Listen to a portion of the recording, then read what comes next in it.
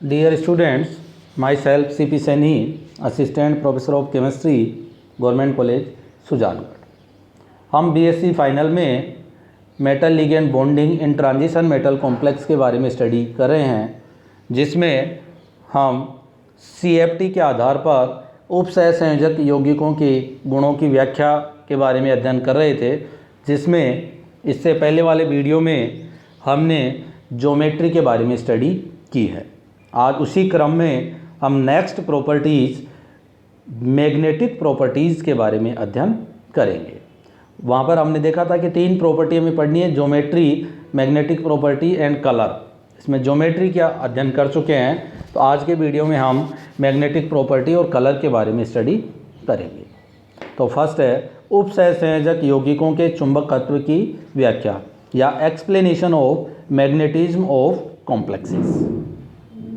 तो संकुल यौगिकों के में जो मैग्नेटिक प्रॉपर्टीज या चुंबकीय गुण हैं वो अयुग्मित इलेक्ट्रॉन की संख्या पर निर्भर करते हैं कि उसमें अयुग्मित इलेक्ट्रॉन कितने हैं, उसके ऊपर मैग्नेटिक प्रॉपर्टीज डिपेंड करती है। अयुग्मित इलेक्ट्रॉन हो भी सकते हैं और नहीं भी, अर्थात सारे इलेक्ट्रॉन पेयर्ड हों तो अयुग्मित इलेक्ट्रॉन नहीं होगा, और अयुग्मित इलेक्ट्रॉन भी हों तो उनकी संख्या अलग अलग हो सकती है, 1 2 3 4 5 इस तरह से। तो मैग्नेटिक प्रॉपर्टीज है वो अयुग्मित इलेक्ट्रॉन की संख्या पर निर्भर करती है।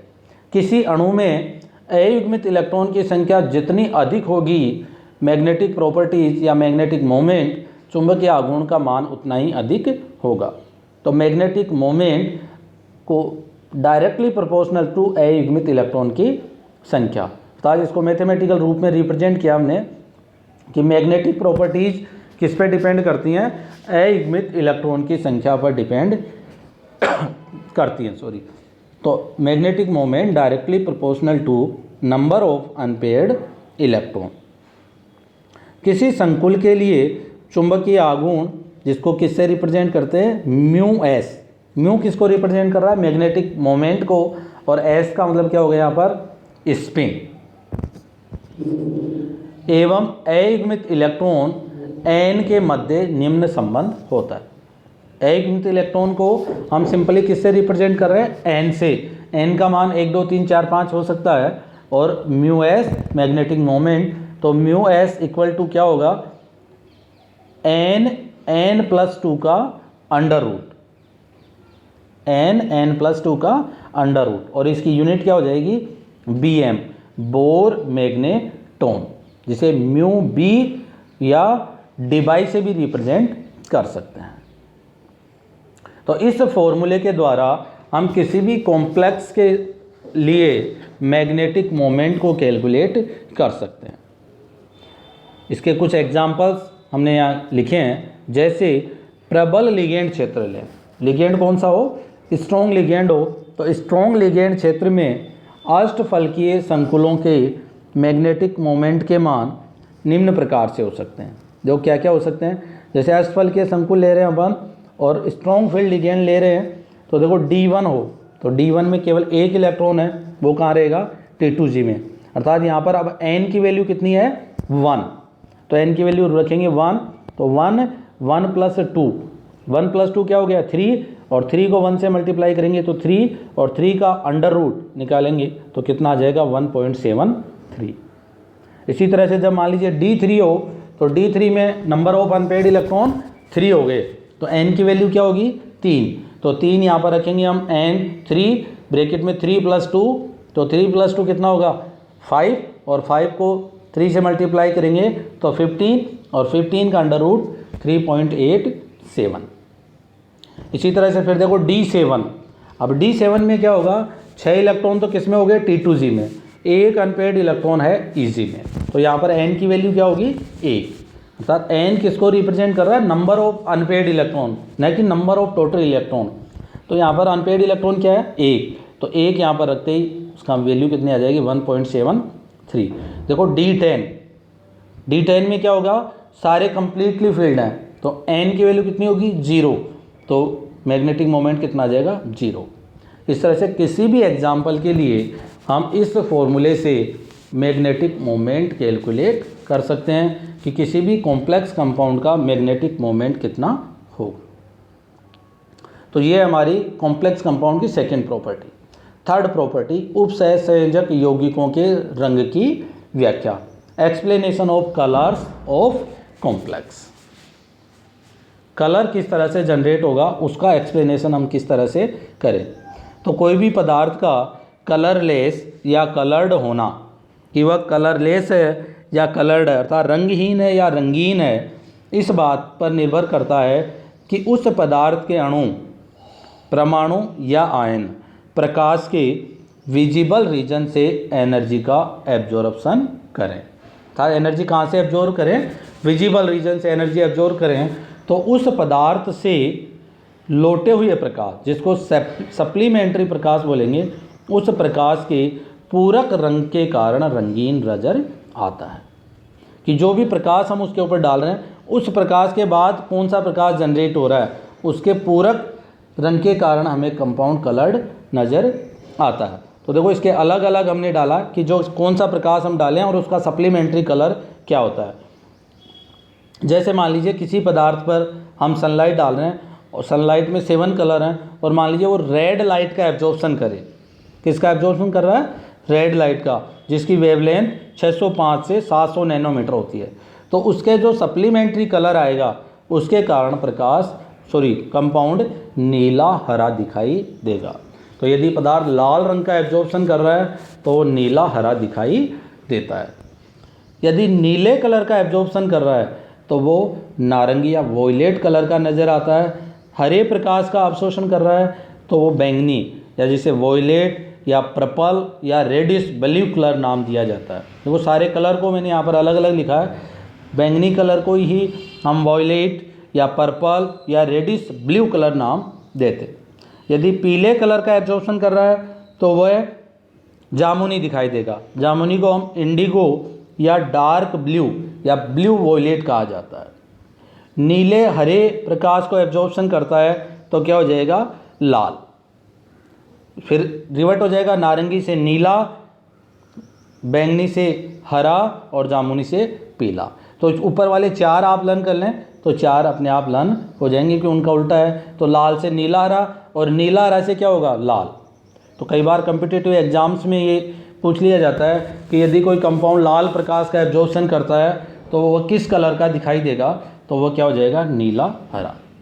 तो पदार्थ के ऊपर जो प्रकाश डाल रहे हैं, अवशोषित प्रकाश के पूरक रंग के कारण हमें पदार्थ कलर्ड दिखाई देता है। पर इसके लिए कंडीशन क्या है कि वह पदार्थ विजिबल रीजन से प्रकाश का एब्जॉर्प्शन करे। नेक्स्ट है कि ये जो रंग है वो किस कारण से जनरेट होता है। तो ट्रांजिशन मेटल कॉम्प्लेक्सेज में कलर्ड 2 कारण से आता है। उसके 2 रीजन हैं जिसके कारण कलर जनरेट होता है, जिसमें फर्स्ट रीजन है डी ट्रांजिशन या डी संक्रमण। तो देखो डी संक्रमण क्या है कि जो डी ऑर्बिटल की स्प्लिटिंग है उसके बाद इलेक्ट्रॉन लोअर डी से हायर डी में जाना चाहिए। तो लोअर डी से हायर डी में जब जाएगा तब तो क्या करेगा? वो एनर्जी एब्जॉर्ब करेगा और वहाँ से जब वो वापस लोअर लेवल में आता है तो एनर्जी इमिट करता है और उस इमिट रेडिएशन के कारण पदार्थ कलर्ड दिखाई देता है। तो देखो डी ट्रांजिशन। फर्स्ट, CFT के अनुसार जब किसी संक्रमण धातु आयन के संपर्क में क्या आते हैं? लिगेंड आते हैं, तो समान ऊर्जा वाले डी कक्षकों की क्या हो जाती है? स्प्लिटिंग हो जाती है। जो हमने पहले भी देखा है कि जो डी ऑर्बिटल है उनके कांटेक्ट में जैसे ही कोई लिगेंड आता है तो डी ऑर्बिटल की क्या हो जाती है? स्प्लिटिंग हो जाती है। और बात हम असफलकीय की करें तो इसमें ईजी जो ऑर्बिटल है उनकी एनर्जी तो क्या हो जाती है? हायर, और जो T2G ऑर्बिटल है उनकी एनर्जी क्या हो जाती है? लोअर। इस प्रकार डी ऑर्बिटल्स की एनर्जी में अंतर आ जाता है। ऐसी कंडीशन में यदि कोई इलेक्ट्रॉन लोअर एनर्जी वाले T2G से हायर एनर्जी वाले Eg कक्षक में जाता है तो वह विजिबल या अल्ट्रा वायलेट रीजन से एनर्जी का एब्जॉर्प्शन करता है, जिससे परावर्तित प्रकाश के कारण कॉम्प्लेक्स कलर्ड दिखाई देगा। जिसका एग्जाम्पल देखिए हम, एक एग्जाम्पल, कई बार ये एग्जाम्पल पूछा जाता है इसलिए इस एग्जाम्पल को अच्छे से पढ़ें। Ti H2O का होल 6 हेक्सा एक्वा टाइटेनियम जो कॉम्प्लेक्स है उसके संकुल गहरे बैंगनी रंग के होते हैं। देखो इसके ऊपर आप क्या लगा लेंगे 3+ और लिख लेंगे इसके ऊपर, इसकी ऑक्सीडेशन स्टेट क्या है 3 है। इसके संकुल गहरे बैंगनी रंग के होते हैं। तो इसमें देखो इसको एक्सप्लेन करें कि किस तरह से ये गहरे बैंगनी रंग के होंगे।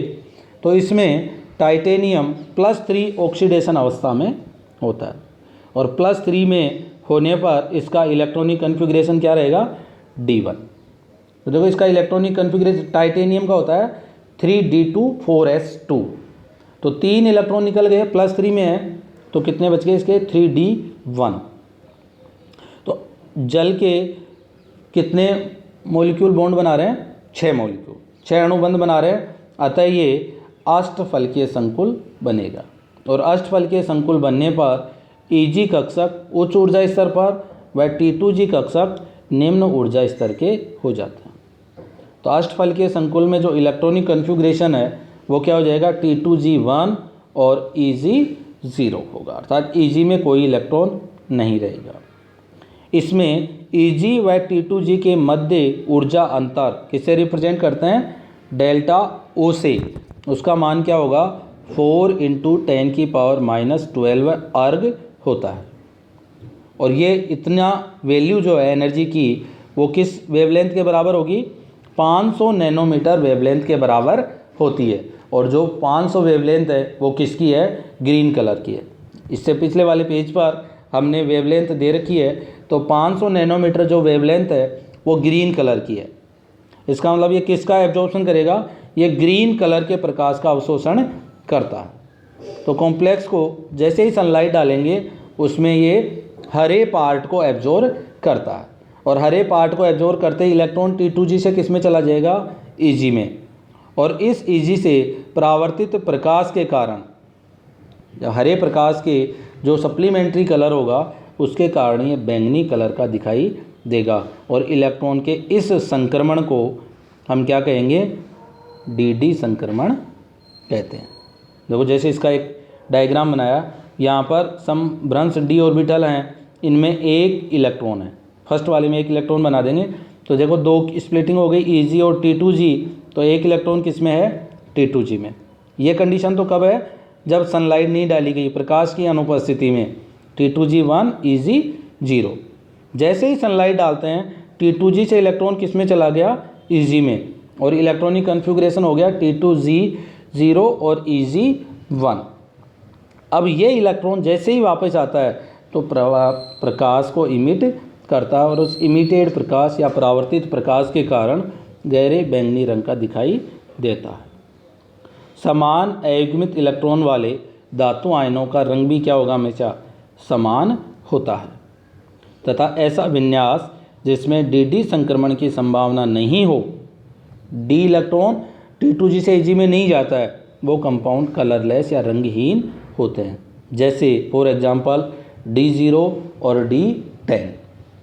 D0 में कोई D इलेक्ट्रॉन नहीं है और D10 में सारे D ऑर्बिटल भरे हुए हैं, तो इलेक्ट्रॉन का इसमें ट्रांजिशन नहीं होता है। तो ये कंपाउंड क्या होते हैं कलरलेस होते हैं। तो बहुत सारे एग्जांपल हम ऐसे देखते हैं जिनमें DD ट्रांजिशन नहीं होता और वो भी कलर्ड होते हैं। इसका एक्सप्लेनेशन भी CFT ने दिया है, जिसका सबसे अच्छा एग्जांपल हम देखते हैं KMnO4 पोटेशियम परमैंगनेट।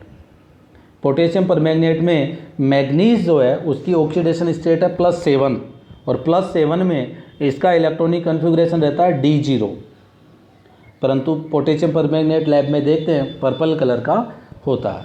तो इसका क्या कारण है, इसको एक्सप्लेन करने के लिए दूसरा रीजन दिया गया जिसे हम चार्ज ट्रांसफ़र स्पेक्ट्रा कहते हैं। तो कलर के लिए सेकंड थ्योरी है चार्ज ट्रांसफ़र स्पेक्ट्रा। तो देखो चार्ज ट्रांसफ़र स्पेक्ट्रा क्या है कि इलेक्ट्रॉन का एक मोलिकुलर ऑर्बिटल से दूसरे मोलिकुलर ऑर्बिटल में स्थानांतरण, एक मोलिकुलर ऑर्बिटल से वो दूसरे में उनका क्या हो जाए स्थानांतरण हो जाए, किसका इलेक्ट्रॉन का, वो क्या कहलाता है चार्ज ट्रांसफ़र स्पेक्ट्रा कहलाता है। अर्थात इलेक्ट्रॉन एक मोलिकुलर ऑर्बिटल से दूसरे में जाता है, उसके कारण जो स्पेक्ट्रा प्राप्त होता है उसे हम चार्ज ट्रांसफ़र स्पेक्ट्रा कहते हैं। संकुलों के धातु आयन तथा लिगेंड अणुओं या आयनों के आणविक कक्षकों के मध्य इलेक्ट्रॉन का संक्रमण होता है। कैसे कि जब कॉम्प्लेक्स बनता है तो लिगेंड अपने लोन पेयर ऑफ इलेक्ट्रॉन किसको डोनेट करता है, मेटल का। अर्थात कॉम्प्लेक्स बनने में मेटल और लिगेंड के बीच इलेक्ट्रॉन का ट्रांसफ़र होता है। इस संक्रमण में इलेक्ट्रॉन प्रकाश के विजिबल रीजन से एब्जॉर्प्शन करते हैं और यौगिक कलर्ड दिखाई देते हैं। चार्ज ट्रांसफ़र के कारण जो रंग क्रिएट होता है या जो रंग उत्पन्न होता है वो डी ट्रांजिशन से अधिक गहरा होता है, या इससे जो कलर प्राप्त होंगे में डार्क कलर प्राप्त होते हैं। ट्रांजिशन मेटल आयन पर चार्ज की मात्रा जितनी अधिक होगी, लिगेंडों के इलेक्ट्रॉन ग्रहण करने की क्षमता भी क्या होगी, उतनी अधिक होगी। अर्थात लिगेंड से लोन पेयर ऑफ इलेक्ट्रॉन को वो इजीली एक्सेप्ट कर लेगा, अर्थात चार्ज ट्रांसफ़र बढ़ जाता है और उनका रंग गहरा होता है। तो इसको इस तरह से रिप्रेजेंट कर सकते हैं कि पॉजिटिव चार्ज की मात्रा जितनी होगी, चार्ज ट्रांसफ़र उतना ही अधिक होगा और उस रंग की इंटेंसिटी भी उतनी ही अधिक हो जाएगी। जैसे इसके एग्जांपल हम देखें कि Ti+4 इसका इलेक्ट्रॉनिक कन्फिग्रेशन क्या है, D0 विन्यास। तो ये क्या रहता है, कलर्ड रहता है, क्योंकि इसमें चार्ज ट्रांसफ़र नहीं होता है। वेनेडियम 5+ D0 विन्यास है, परंतु ये ऑरेंज कलर का या नारंगी होता है। क्रोमियम 6 जिसका एग्जांपल देखते हैं हम, K2Cr2 पोटेशियम डाइक्रोमेट D0, और ये नारंगी कलर का होता है। अभी बात की थी हमने KMnO4 की, जिसमें मैग्नीज +7 ऑक्सीडेशन स्टेट में इसका इलेक्ट्रॉनिक कन्फिग्रेशन भी क्या है, D0, और इस कंडीशन में ये बैंगनी कलर का होता है। इस तरह से जो D0 और D10 इलेक्ट्रॉनिक कन्फिग्रेशन है उसमें कंपाउंड चार्ज ट्रांसफ़र स्पेक्ट्रा के कारण रंगीन दिखाई देते हैं। तो ये दो फैक्टर हैं, डी ट्रांजिशन और चार्ज ट्रांसफ़र स्पेक्ट्रा, जिसके कारण कंपाउंड्स में कलर जनरेट होते हैं। तो ये हमारे है कॉम्प्लेक्स कंपाउंड्स की प्रॉपर्टीज़, जिसमें हमने ज्योमेट्री, मैग्नेटिक प्रॉपर्टीज़ और कलर के बारे में स्टडी की है। ये सारा मैटर आपको PDF के रूप में ग्रुप में सेंड कर दिया जाएगा। इसको नोट करेंगे, पढ़ेंगे और उसके बाद वीडियो को सुनेंगे तो अच्छे से समझ में आएगा। आगे इसी चैप्टर में हम इनको प्रभावित करने वाले कारक और CFT की क्या क्या कमियां रही उनके बारे में स्टडी करेंगे। तो इसको अच्छे से सुने और पढ़ें, फिर भी कोई समस्या हो तो हम डिस्कस करते रहेंगे। Thank you.